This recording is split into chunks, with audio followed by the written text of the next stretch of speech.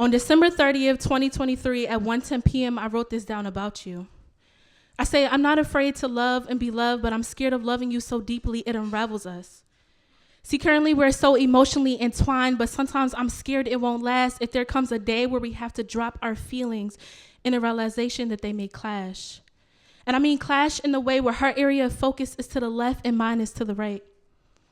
In this, I fear we are headed for downward decline and heartache because our paths don't align the way I want them to fit and shape without heartbreak.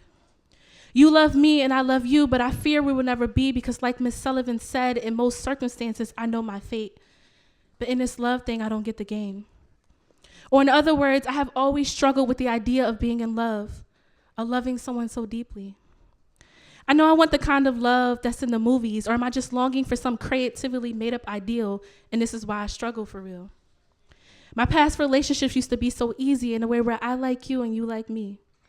But now I'm dealing with the love side of me who longs for me and her just to be in a world where I don't feel like I'm pressuring her and coming in between her relationship with the Father and Almighty King because of how he created me, a woman in every part of my flesh and being. See, I don't think that we could ever be because currently I don't see a future where she can love me and herself entirely and it be as peaceful as hearing a choir sing. Why does it feel like those who give in, they only wind up losing a friend? Which I would hate. What's most important is our friendship. So I tell myself, focus on what I can see instead of always what's ahead of me. Man, I don't know if we'll ever be, but I'm so grateful for the good parts right now has given me. Jahnae, I think now is the time to let love be and focus on finding me.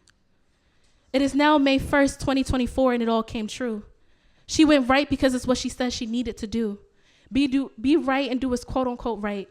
Leaving me no choice but to go left feeling stupid, bruised, and used because I lost a part of myself dealing with you. But yet she loved me. She loved me not. Here's the story. Let's start with the plot. She likes me. She likes me not. Man, I think I've got a shot. She wants to be with me. She wants to be with me not. But at this time, we're simply not on the right clock because she's not ready to come out to her flock. Okay, this I can deal with because I have been there before and timing is everything, right? I would make sure to be understanding and gracefully reserved, not to tell her story before her and give her what she deserves. She loves me. She loves me not. She loves me. She loves me not. Is that the main plot? Anyway, that doesn't matter because she'll just leave me to rot, then hide behind God to escape her reality and say it's what she was taught.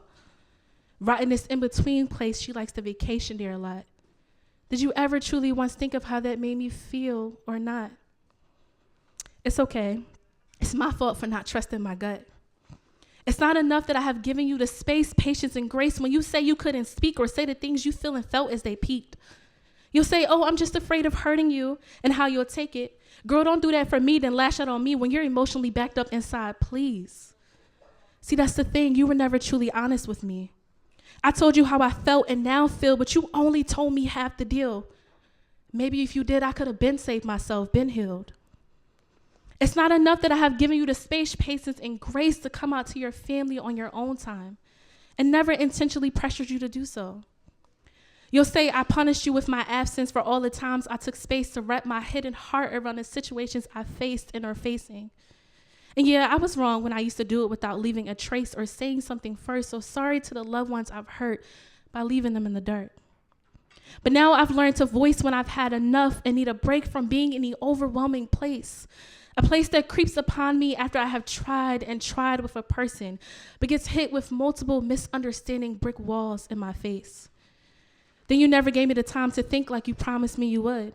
Instead, still occupied my space, calling me many times just to say the same thing.